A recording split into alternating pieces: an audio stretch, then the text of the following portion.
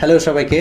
So আমরা যখন কোনো একটা কিছু করতে যাই বা কোনো একটা প্রসেস শুরু করতে যাই, যে কোনো একটা প্ল্যানিং যখন আমরা করতে যাই বা কোনো একটা কিছু শুরু করতে যাই, তখন আমরা বিভিন্ন জন বিভিন্ন প্রসেস আসলে ফলো করে থাকে।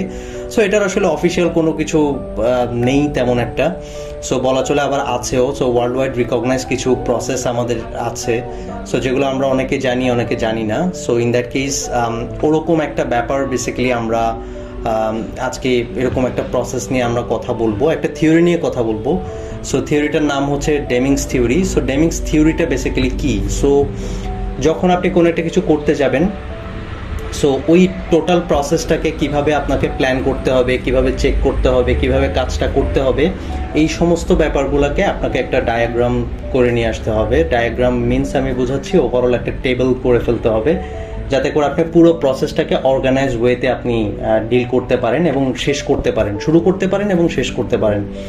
সো ডেমিংস থিওরিটা করলে আপনার বেসিক্যালি কয়েকটা বেনিফিট হয়, কয়েকভাবে আপনি বেনিফিটেড হন। সো নাম্বার ওয়ান হচ্ছে যে আপনি প্রোডাক্টিভিটি আপনার বেড়ে যায়, এবং হচ্ছে যে আপনার ওভারঅল টাইম কনজিউমিং হয় না খুব একটা, এবং আপনার এই পুরো প্রসেসটা ফলো করতে গিয়ে আপনার যদি কোনো কস্টিংয়ের ব্যাপার স্যাপার থেকে থাকে, সো কস্টিং খুব একটা বেশি হয় না। সো এখন আসি আমরা ডেমিংস থিওরিটা বেসিক্যালি কি, কোন কোন ফেজে ডেমিংস থিওরিটা ফলো হয়। সো ডেমিংস ওভারঅল থিওরিটাই হচ্ছে টোটাল চারটা ফেজ ফলো করে। So number one is planning phase, which is called as plan. So প্ল্যানটা আপনি হচ্ছে আপনার অবজেক্টিভ কী কী আউটকাম চাচ্ছেন, কী অবজেক্টিভ, সেটার সাথে মিল রেখে হচ্ছে যে আপনাকে ওভারঅল প্ল্যানিং ফেজটা সাজাতে হবে। এবং number two is overall planning ফেজের পরে আপনার নাম্বার টু হচ্ছে যে ডু, মানে হচ্ছে যে আপনি যেটা প্ল্যান করেছেন সেটাকে আপনাকে ইমপ্লিমেন্ট করতে হবে। সো ইমপ্লিমেন্ট করার পরে নাম্বার থ্রি ইজ হচ্ছে যে চেক। সো আপনি যেটা প্ল্যান করেছেন, যেটা করেছেন, এই দুটো ফেজকে মিলে আপনাকে ওভারঅল ব্যাপারটাকে আপনার চেক করতে হবে। চেক করার পরে ফাইনালি যে ব্যাপারটা আসে সেটা হচ্ছে যে অ্যাক্ট।